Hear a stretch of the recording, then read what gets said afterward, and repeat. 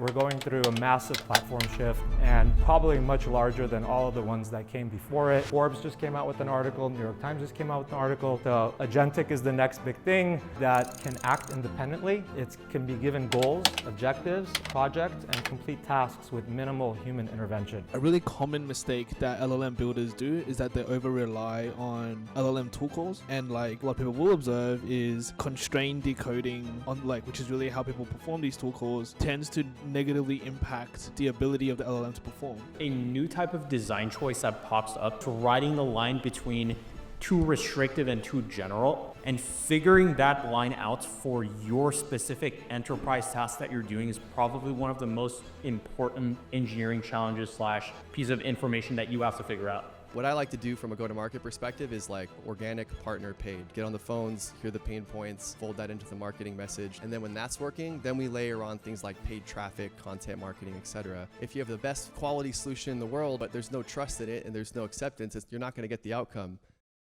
Welcome to the Agentic Podcast, where we dive deep with the pioneer AI founders reimagining business and the investors betting on them. We bring you the war stories, insights, and perspectives you won't hear anywhere else. I'm your host, George Vandarian, the general partner of Untapped Ventures, a VC fund that invests in early-stage AI startups. Let's go. Hello, and welcome back to the Agentic Podcast. So in episode 3, we heard from 6 incredible founders in San Francisco. And today we're continuing that conversation from the heart of LA Tech Week at USC, where we brought together 3 founders, including Daily.ai, TensorStax, and Nullify, sharing their fresh perspectives on building, scaling, and innovating in the rapidly evolving Agentic AI landscape. This was recorded live at our Agentic and Vertical AI event in LA at my alma mater, USC, and this discussion dives deeper into the essential questions around how AI startups are staying competitive and innovative in a constantly evolving landscape, what key trends are fueling the rise in agentic AI, how founders can navigate real-world application of AI, and what it takes to sustain growth and fundraise in a market like this. So if you've been following our series, this episode is going to give you even more insights into building a successful AI venture. So with that, let's dive right in. We're going through a massive platform shift. Probably the largest of our lifetime, and probably much larger than all of the ones that came before it. It's going to impact every aspect of our professional and personal lives in the coming decade. And if we take a look at this simplistic timeline of generative AI, first we needed compute, and NVIDIA provided that with their gaming and graphics chips that was leveraged by the LLMs like OpenAI and Anthropic. Once that became a thing, then we needed some new infrastructure, right? Some AI infrastructure. And so you had LangChain and others coming out with infra. And then that led to people using the OpenAI APIs and creating horizontal AI apps. And then you had the vertical AI, deep domain experts come out and say, you know what, I'm going to tackle a very specific problem in a very specific industry, like for example, Harvey in legal. And now we're in the era of agentic AI, on our way to AGI. So agentic is the next big thing. If you look at, if you look at podcasts, if you look at media mentions, nobody was talking about it. Last year, early this year, it starts popping up in April, May, June. All of a sudden, you could start seeing Forbes just came out with an article, New York Times just came out with an article. Podcasts are talking about it. We have our thought leadership pieces on it over there on the top right. It's a 5-part series there. So what is agentic AI? Agentic AI is a type of AI that can act independently. It can be given goals, objectives, projects, and complete tasks with minimal human intervention. So the things that makes it different than other AI is the things that I said. So goal orientation, autonomy, adaptability, chaining. And so Microsoft got us used to this concept of the Copilot, right? Their product is called Microsoft Copilot. And so we use this a lot, the Copilot. But with agentic, we start seeing the AI sliding over into the pilot seat, right? So now if we need to, in this case of the airplane, if it needs to grab a flight to San Francisco, the pilot can take care of it, and there could be a human in the loop. But also the systems are getting better, and you'll hear from some of the founders, there will be times and use cases, and as things get better, that for a number of the projects and workflows, we won't need a human in the loop. And AI will just be able to do a lot of it. So this is pretty exciting because it opens up, it's going to have a profound impact on many different business use cases.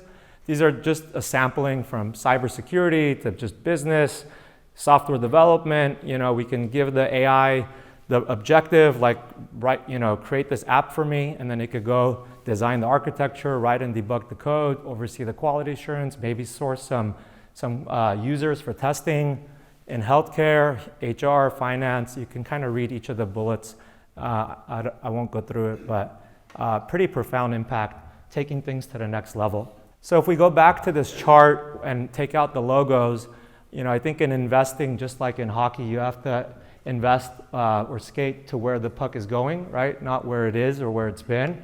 And so in the last couple of years, we made investments. We have a couple chips companies in our portfolio. We have a couple foundational layers companies, infra, horizontal, vertical. But right now, I feel we're really in Agentic AI on our way to whatever's next, like quantum. We've also already invested in quantum AI. And so I think it's a really exciting time to be in Agentic AI. Over the course of those 20 years, I called on every industry imaginable, military, government, healthcare, finance, real estate, and every horizontal imaginable, like HR automation, AP automation, AR automation, billing automation, integrating with ERP, CRMs, and all that stuff. So now I feel like the team at Untapped, we're having a blast because it's easy to meet with B2B AI founders and be able to quickly understand what they're building, what problem they're solving, how to go to market, how to sell it, how to market it. I think we can make good decisions on what's a good investment and then be able to be high value add. So hopefully that was helpful. Let's just start off with some intros. Would love to have you guys introduce yourselves to everybody here, your name, where you're based, your company, and go into a little bit about your origin story and what you're building. Yeah, my name is Aria Attar. I'm the co-founder and CEO of TensorStax. We're building autonomous data scientists. So specifically starting on the data engineering side of things, you can imagine these autonomous agents dropping into your existing cloud environments, picking up your existing data stack as is. So let's say you're using data tools like Spark, Airflow, AWS Batch, or whatever. They'll drop in, run your environments as is the same way that your engineering team does. So this is fundamentally allowing you to horizontally scale your engineering team, which is unbelievably valuable to customers. I got started in the machine learning space back in 2018 when I first graduated high school. I got really interested in the space because of Tesla, when they were first showing viability of full self-driving via computer vision. And I just learned a lot of fundamentals on my own and was lucky enough to get a job in the ML space just straight out of high school. So I've been in the space since then. Hey everybody, my name is Joe Stolte. I am the CEO and founder of a company called Daily.ai. I'm a 5-time founder. I've been fortunate enough to have 3 previous exits, including GrowFlow, which we sold for $62.5 million, and a company called Lottery.com, which went public for over $500 million. And my journey in AI really started when I was selling my last company.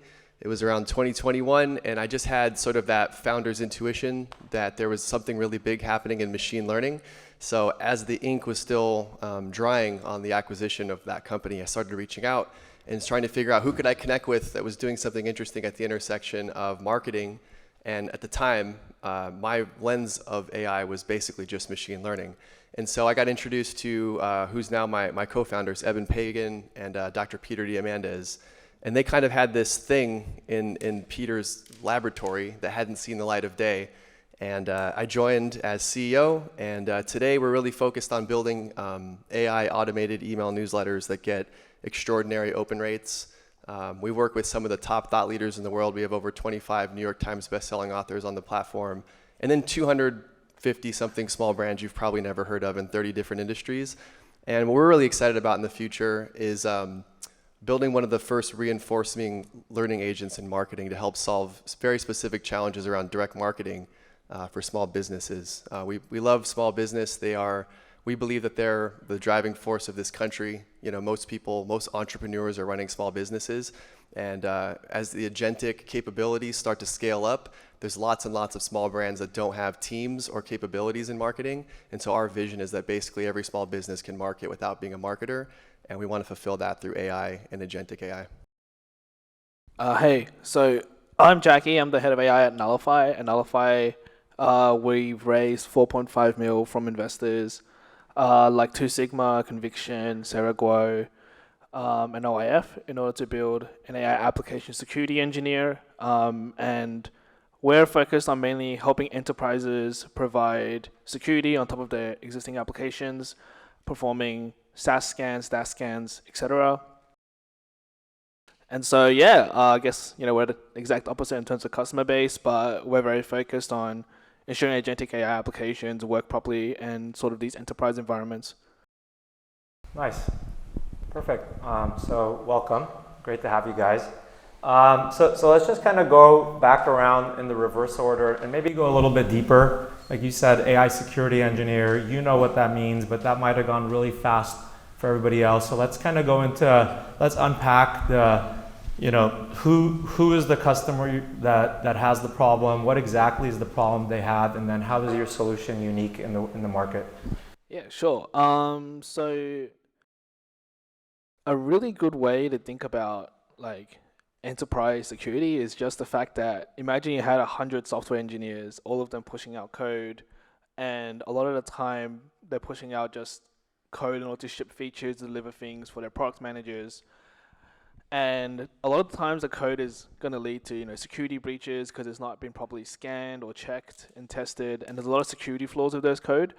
No brainer there. But what's really common in the market is that CEOs are always pushing for features, and very rarely is there a correct balance of security towards software engineers. Like the ratio is often very, very low. In fact, a lot of our enterprise customers right now is basically a team of like 1 to 4, and the need is really clear, and a lot of these mid-market enterprises really struggle, in fact, with hiring security engineers. And it's very obvious. We've seen top tech talent basically snubbed from basically being able to dominate the hiring and recruitment market for security. So a lot of the time, the security engineers are understaffed, typically CISO level suites, and they really need help. And so where we come in is that we help them provide essentially like AI application security talent. And obviously we're not promising everything, but there are certain things that are vastly enabled with AI, and we're focused very much on just those niche use cases. And for us in particular, we're focused on how do you fix vulnerabilities, how do you triage vulnerabilities, and how do you detect these vulnerabilities in the first place, which are common line items that you would find with these application security engineering job descriptions. And so for us, what we really, really care about is just augmenting the team of these security teams so that they can actually, instead of worrying about, where do I find the next hire, they just focus on making sure our application works and giving us feedback to improve. Where should I go, Dr. Baldarian? Well, you kind of already talked about it a little bit, so maybe you can now talk a little bit about how it works. Like, what is the process for when a customer signs up to it running, and what are some of the results that you guys have seen that are industry leading? Cool. Yeah, and then maybe I'll just start with the problem. Like, how many of you have started a business before? Okay. How many of you have done marketing in your business before? How'd that go?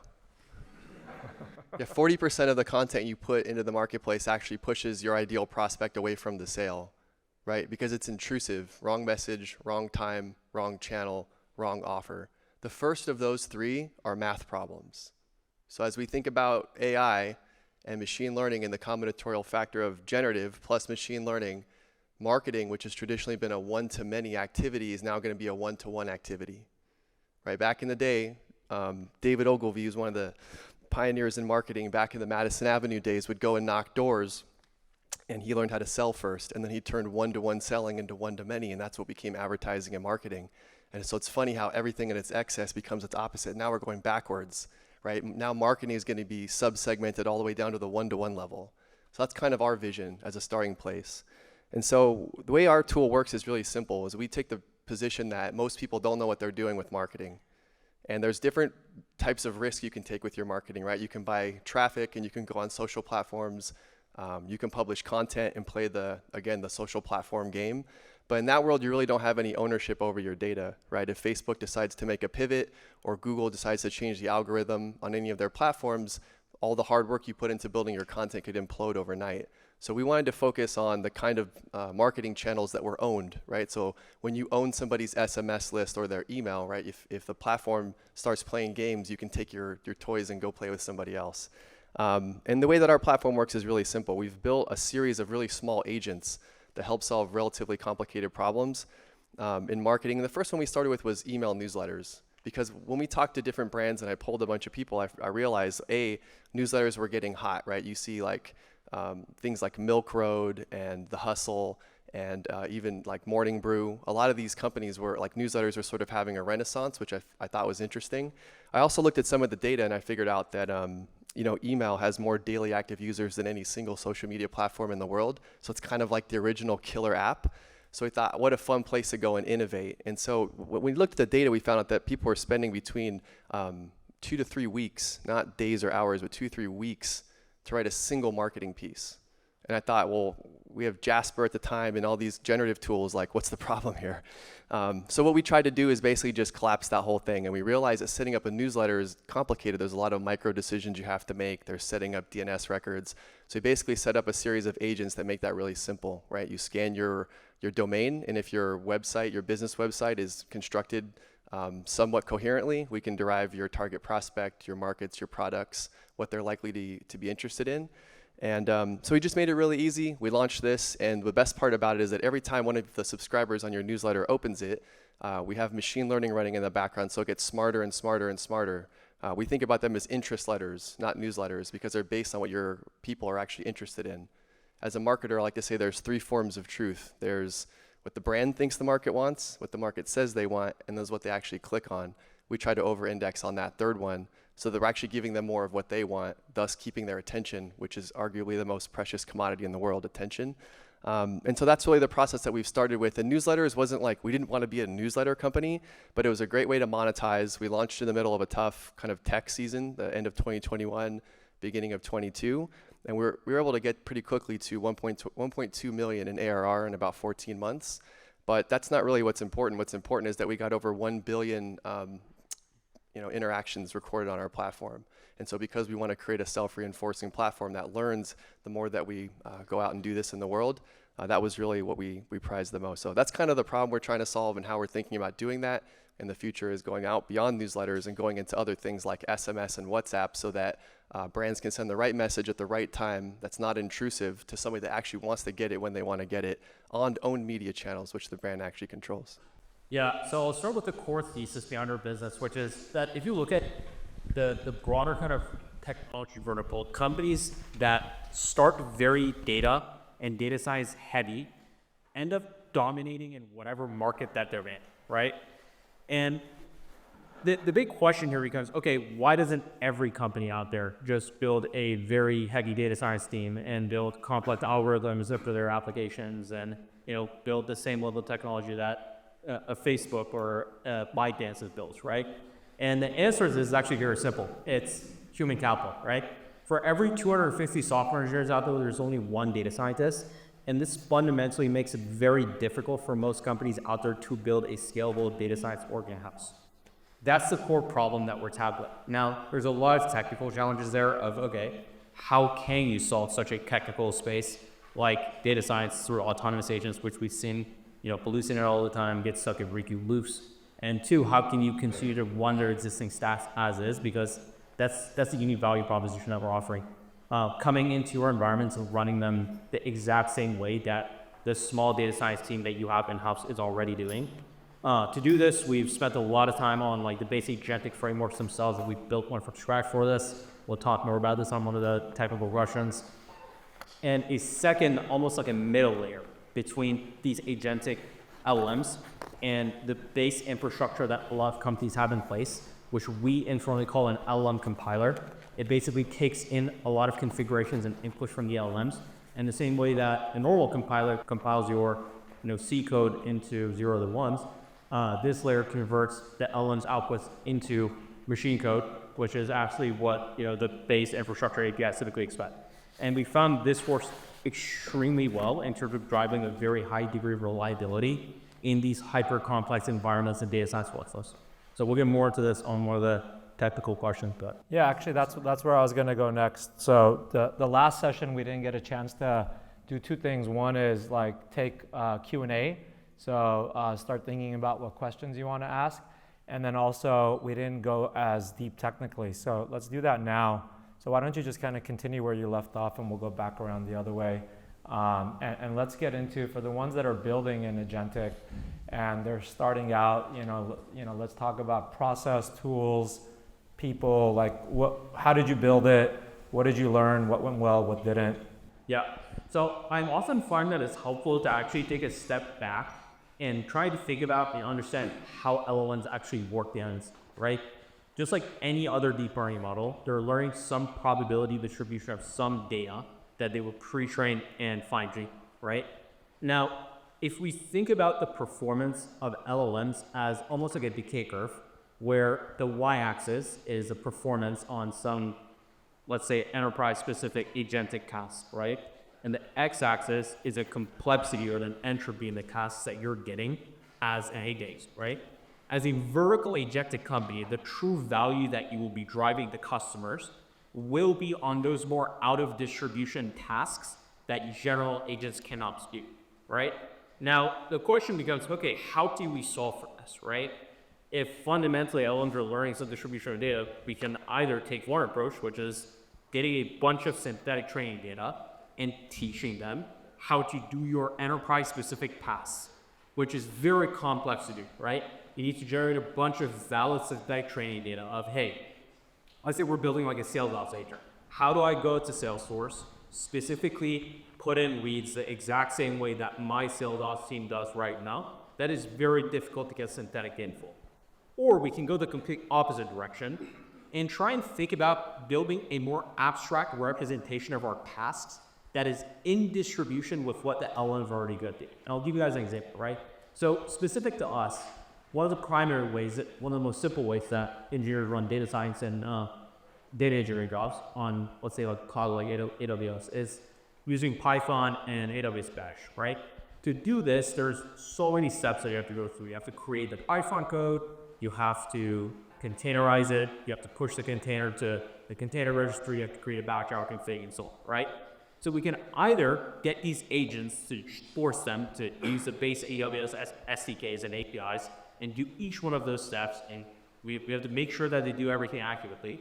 Or you can go the opposite direction, like you said, and almost build a middle layer, which acts as a translator between the machine code, which is AWS's base APIs, and the LLMs. And the approach that we're taking here is these LLMs just output a configuration on the size of the bash job in this example, and that compiler layer just translates it into all of the steps that need to happen deterministically. And we found that this works extremely well. There's a lot of other innovation that we've done on like the basic agentic frameworks as well. So you're using reward models, which are becoming really popular in terms of ranking the LLM's outputs on what is accurate, what is not, and redoing certain steps if the reward model gives it a really low score. But the core innovation here is this middle layer that almost translates the LLM outputs into what these base APIs typically expect in a deterministic way. Nice. Can you follow up on that? Yeah, I mean, I'm not my CTO, so I'll give it from my perspective. Like what we like to do, what I like to do as a founder is like, I think the difference between a founder and like a really high agency, high performing like team member is like founders have the ability to create a reality that doesn't exist and pour so much certainty into that VCs and team members believe it too. And one of the things that I have a fairly high conviction rate on is that software is on its way out, right? Like my model of the future is more like C3PO. Today it's text and chatbots and voice, just more and more. Pretty soon it's going to be video, and then we're going to stuff it into humanoid robots, right? And so if you think about that, the way I think about software and screens and the user experience is sort of like back in the day, if you go change your DNS record, you get a little warning that's like, hold on, get a real tech person in here. Do you know what you're doing? You might break it. Like I sort of feel like the way that we interact with software today, like that's how it's going to feel to future generations. And you're going to have more and more agents in the background working on things where a human doesn't need to see the screen or to see the interaction. Where it's appropriate to see something visual, like a slide or a graph or video or something like that, definitely we're going to have that interaction.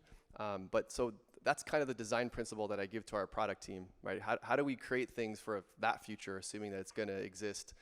I couldn't tell you if that's going to be 3 or 5 or 6 or 7 years, but certainly in the next, I don't know, decade or so, that's where I think things are going. And so we sort of work backwards from that. And I like to think about agentic models as like little humans, right? Like when I hire an intern, I don't go and say, hey, I'm going to go let you basically do whatever you want and ship code or ship product, or go and like another human with more experience of the experience curve is going to go take a look at that. And so what we try to do is compartmentalize their work down to the smallest unit of work, and then we let them try because they're high agency people. And then if they don't figure it out, then we're going to coach them until they get it right. That's the same exact model we use in our company, right? We just break each workflow down into its like little specific components, and then we build micro agents that handle those. And once they've been tested on enough data, and we have enough confidence, and we remove the human from the middle, and all of a sudden that little agent now performs admirably well. So when we first started, like I would say about 8 out of the 10 newsletters that we created needed some kind of human interaction. Now, like out of 100, maybe like 2 need a human to touch it or look at it or make some kind of edit. And so we just break these things down into really small chunks. But what's cool is like as these LLMs get more capable, and even how they train the models are changing, right? Like if you're looking at like the new O1 model that's got deep reasoning, it's using inference. So they're basically applying the same logic. They're going out and saying, hey, I'm going to watch how people interact with the tool, and we're going to figure out when it works, then we'll double down on that as like a mini use case that we can use to further our existing training. And so that's the same way that we're approaching building our product. We just try to break them down into little baby agents, train them on a very narrow scope, and then let them graduate. And then our thesis is that if we can nail the core use case that I've described, around direct marketing, that we can use this same model to scale and go further and further. But like, as a multiple time founder, I've learned the hard way, like the innovation is best described as like make it work small and then go big. Every time I've tried to make it go big, I end up, it's kind of like when you touch the stove as a kid. It's like, how many times are you going to do that before you learn your hand gets burned? So my experience as a founder has just been like, how can we make it work small and then scale it up? And how do we do that as fast as possible with as much interaction and data from our end users as possible? And also how they feel about it. The last thing I'll say is this: a lot of the stuff that we've been wanting to do that we're now finally doing this year, like we wanted to send, for example, personalized newsletters where every subscriber gets their own edition. But when we tried to sell that to the marketplace, guess how many people wanted to buy that? 0, right? So I have this equation in my head. It's the quality of your solution times the acceptance equals the outcome, right? And so if you have the best quality solution in the world, but there's no trust in it and there's no acceptance, you're not going to get the outcome. It's like if my grandma was still alive and I handed her an iPhone and said, call 911, no call would get made. But if she pulled up the old rotary phone, then we'd get a call made. And so you can, even as we interact with more and more brands and customers and people in the marketplace, we're just noticing that the trust is going up. They trust us with more things. They trust AI with more use cases. So it's sort of this interesting dance between where's the capability at in terms of large language learning models and AI overall, and where's the acceptance of the marketplace. And what I've observed is there's a real convergence between those two things happening. So it's just as much as we can unlock technical capability and break that down to its gnarly details, really it comes down to like, is the everyday average person or company going to be buying this? And again, like we can get into this later, but the way that we earn their trust is we have a mantra in our company. Like our #1 company value is outcomes over outputs, right? We want outcomes. We want the click. We want the meeting booked. We want the sale. We don't really care about the output. The output is a great leading indicator, but it's where everybody else is sort of getting high on the novelty of cute outputs. That doesn't really make any difference if you're a small business owner and it doesn't actually move the needle in your business. So the more that we've been able to earn trust on moving the needle on specific outcomes for the business, instead of focusing on outputs, the farther and faster we've been able to go and unpack those things. So hopefully that's helpful. That's great. And we'll talk a little bit more about like general lessons learned and advice to founders, but that's a good one there. All right, Jacky, what are your thoughts on this? We made a lot of mistakes when we were starting out, and I think right now everyone is actually figuring it out as it comes. What we've seen in the market is that there's probably only about 8 startups that are actually productionized agents. So just to restate that number, it's like way less than 10. It's like 8, and like what that means is we're pushing really the extent of what's currently possible. And for a lot of what people are currently building, there's a lot of misunderstandings about LLMs. and how people are building should be building on top of these tools. For example, a really common mistake that LLM builders do is that they over rely on LLM tool calls. And like what we have observed and what a lot of people will observe is constrained decoding on which is really how people perform these tool calls, tends to negatively impact the ability of the LLM to perform. And so when I translate that to what that means is that whenever you use tool calling, you're really which is an API, you're really reducing the performance of your LLMs and its base knowledge. And we've been very deliberate with how we program these LLMs and agents. And we've also decided to make investments in this space that are quite counterintuitive as a result. So, for example, a lot of companies right now are like, oh, evals.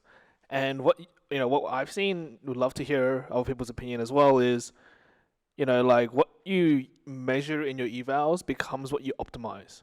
And with SWE-bench, for example, you're really optimizing open source issues on GitHub. And what you quickly realize is that if you're building in the coding agent space, enterprise software does not match open source Python repositories. And you're basically not really making the right changes. Usually they're not even the right language, right? And so if you're optimized on SWE-bench, awesome go-to-market, terrible predictor of performance of your product. And there's so much noise. And sort of what we've seen is the LLM investment space is that there tends to be three types of companies building in this space. You have AI agent labs, like Devin, like Sakana AI, that are building things on top of LLMs. You have model-based performers. So you've seen Magic.dev, Poolside AI. These are training foundation models. And then you have a third type, which is what we call internally as Agent OS, which is an application of LLMs within customer environments to ensure optimal performance within that particular key. And sort of like what's been so correctly mentioned before is how can you actually model the probability distribution so that these LLMs can work in a space that's set up to succeed. And that's a boundary that that's very fine. You have to be very, very careful about where you devote resources. And so if you're a founder who's raised in this space, definitely think twice about how you would build that data set, how you would then productionize those agents, because it's you sort of have to walk that fine line. And we've made mistakes over investing in certain areas. We've been very careful to just only focus on certain tasks, and sort of where these LLMs excel extraordinarily right now is in information synthesis. So focusing our efforts in those particular areas. One other thing I wanted to add to this as well for people that are building in the vertical agentic space that I just want to add to is this whole middle layer, whatever you want to end up calling it. There's a new type of design choice that pops up, which is almost riding the line between too restrictive and too general, and figuring that line out for your specific enterprise task that you're doing is probably one of the most important engineering challenges / piece of information that you have to figure out. So the same way that, a programming language doesn't have too many abstractions, but is not, too restrictive, that's the type of way to be thinking about this, and getting that right kind of balance is honestly one of the most important things to get this right. Okay, awesome. That's a great pro tip there. So I want to move to two exciting topics as well. So let's do customer acquisition, right? Go to market. And then fundraising, and then we'll go to Q&A. So with that, maybe we can start with Joe. And again, for both the traction question and the fundraising question, share as much as you're willing to share. Can you give us a sense of where you're at in terms of customers ARR and what were the lessons learned? How did you get the first 10 customers, and did that evolve over time? And what advice would you have on customer acquisition to founders that are just getting started? Cool. I mean, just right off the bat, we're a sales-led company. I love sales and marketing, if it wasn't obvious. So, but I also love building great products. I don't like selling things that aren't great. From a traction perspective, what we did was super simple. We never raised a ton of money. We raised it in smaller chunks at a time, just because we wanted to validate it in as a multiple time founder, there's like nothing worse than like raising a boatload of money and then being like, sorry, we failed. But it's also nothing better than winning, right?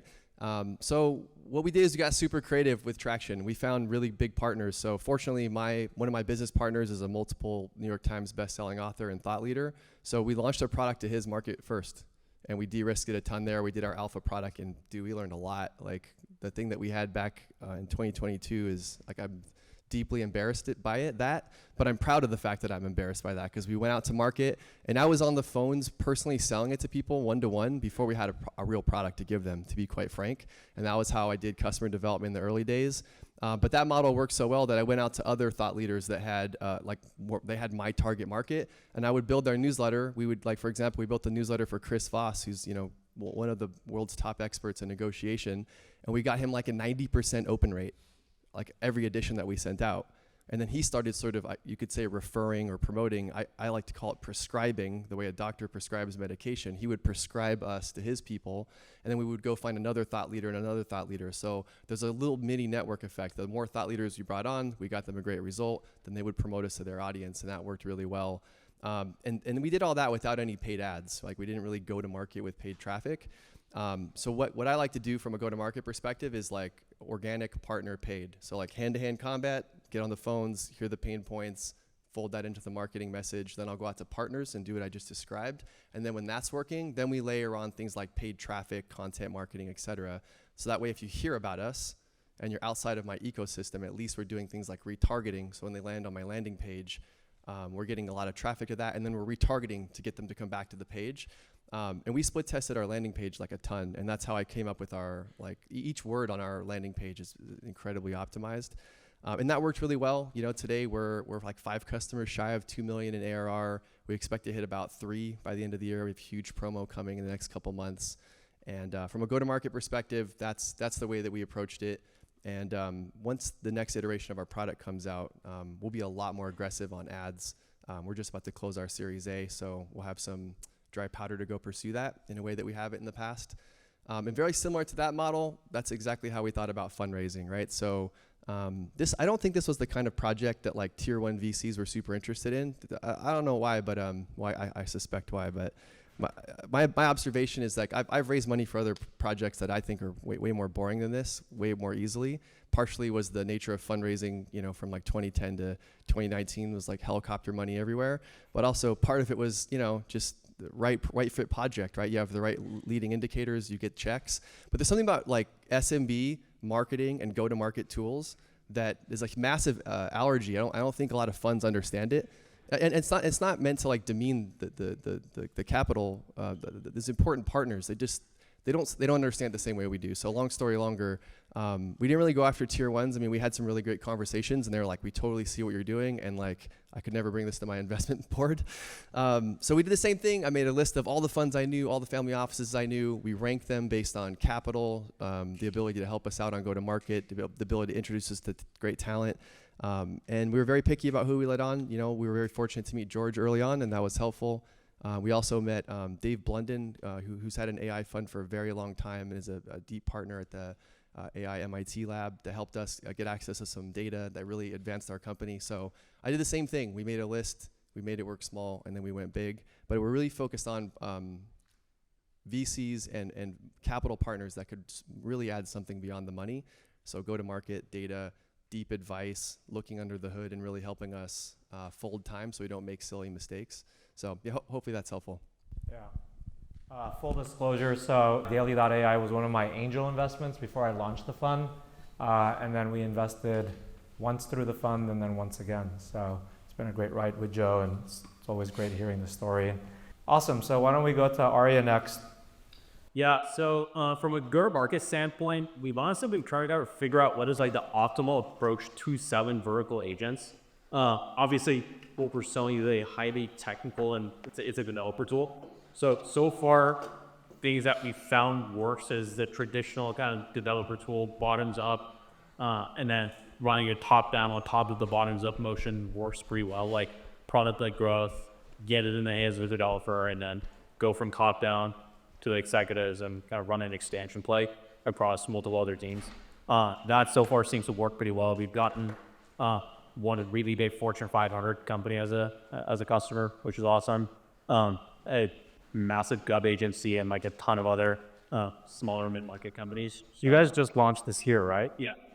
So the expansion has been quick, and I think there's a lot of tailwinds that are playing into our favor as well. Like honestly, the economy is a part of it, right? People are trying to run leaner, get more outcomes than they were previously with the same lean team, which works really well into our favor and the value that we're delivering to customers. There's also the tailwinds of C-suites pushing AI tools down everyone's throats. Use AI everywhere, and obviously like this is one of again the most mission critical spaces you can use it for, and so far it's been super valuable to them. Fundraising? Yeah. We did a pre-seed round back in December with a fund called V Partners out of San Francisco. Back in December. So now we're doing our seed round. I've talked to a lot of different investors. Some get it, some don't. And this is one of the challenges with building a hyper-technical product is a lot of investors won't be able to truly differentiate, two different types of products that seem like they're in a similar space, even though fundamentally they're not. And that is totally okay. So I think it's a big question of like finding the right investors, partners, and funds that are highly close to the problem space that you're solving for and working closely with them. So George, you're against it. That's it. Awesome. Thanks, Aria. All right, Jacky. I can't go too much into our go-to-market. Okay. Fundraising, we've actually had very pointed questions from investors actually. The two main ones being, does it work? And what are people saying about this?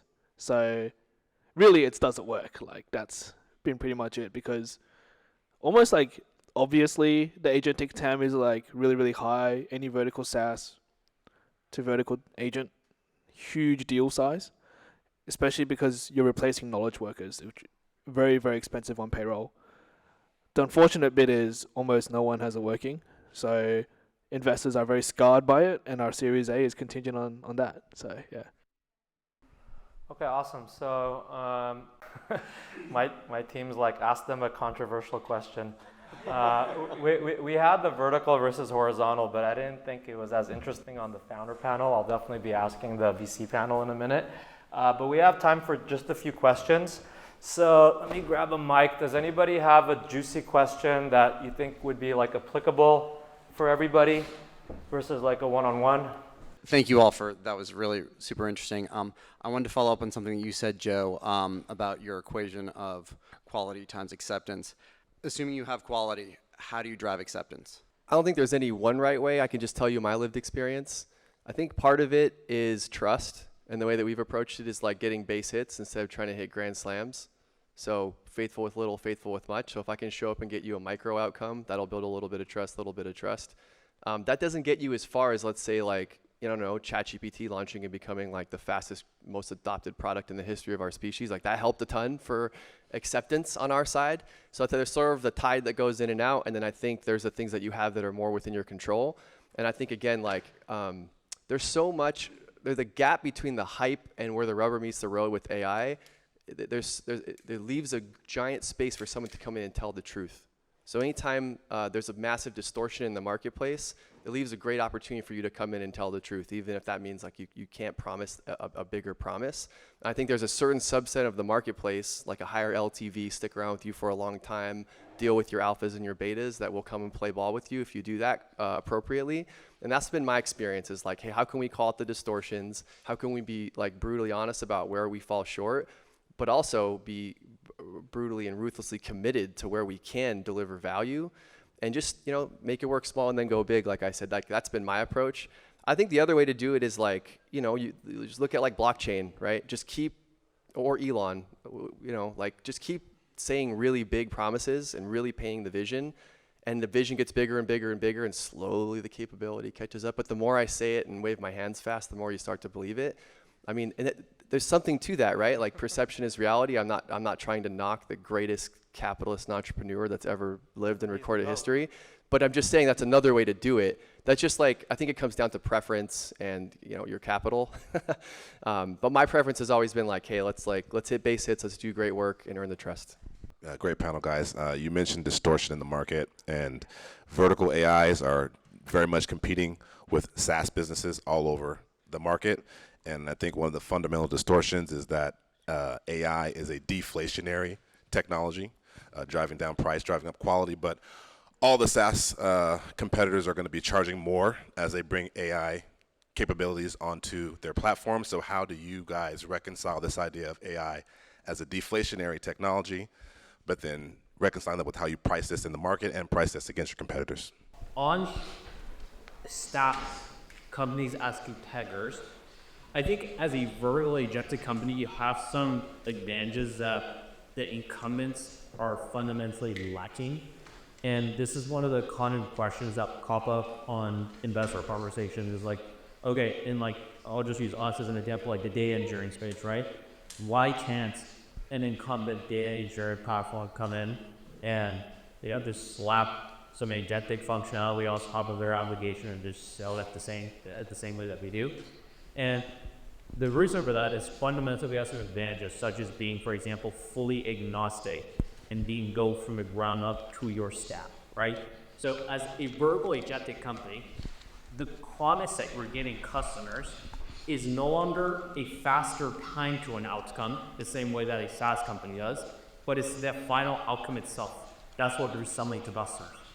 And I think that on its own is fundamentally a completely different type of business model that could potentially actually be deflationary, but there's the other side of it, which is the number of outcomes that you can now get is significantly higher, meaning you, in a way, are still kind of cost balancing that in a way. You could say the same thing about cloud, right? Cloud is, in a way, deflationary to data centers, and price of building software is not significantly lower with cloud, but the amount of total software that is now being generated is significantly higher. So I think, in a way, it off balances out because you can now get bigger and more miners on the other side. Yeah, I mean, I think GDP is going to grow, and I'm not sure how deflationary it'll be. I'm curious how you remove humans from your development cycle loop in terms of evaluation. It feels extremely necessary, especially in the beginning, but also probably the largest bottleneck for developing more quickly. So I'm curious to hear how each of you in 3 very different products work towards removing human evaluators from your development flow. Yeah, so right now, what's been really critical for us is just like making sure it's not like a basic human evaluator, but it's built into the UX. And it's like a semi-automated way of capturing observability data and then linking it back to, how people basically, would use your product. So for example, with customer support agents, using that as an example, you would like run into an edge case, it sucks, you thumbs it down, people should know. And so that's been like a good way to start, but that it almost has to vary by task, and I'm hesitant to give a conclusive answer on every single task. I think that you have to be very careful with the agentic UX and how you measure confidence, and that's a whole separate discussion. We have a whole research. We have someone dedicated to researching that, so yeah.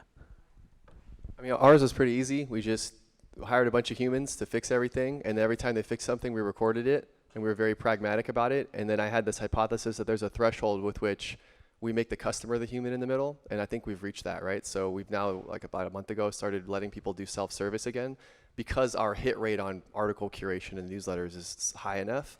And now we're just very transparent. It's like, hey, it's not completely autonomous. You're going to have to make some updates. But when they make updates, we allow them to make comments, and we're making inferences around that so that not just around what they change, but what the people actually click on. So that was our model. It was like, because first we did self-serve and it flopped, didn't do very well. And then we went to completely done for you, and we just did it ourselves. And then I was like, man, if we can get this to a certain threshold, then we can make the customer the human in the middle.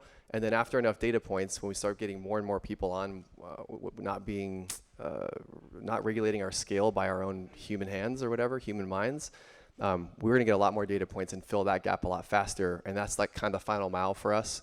But again, we have to repeat that for each use case, right? And so, but that was our approach to it, right? Crawl, walk, run.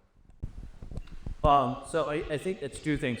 One, on like the basic agentic frameworks that we built, we added this like critique / evaluator model that literally just looks at the task that the main user is doing, and it has the ability to give it updated instructions into mappers.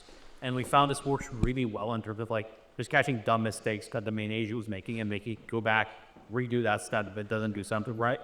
So that's one part.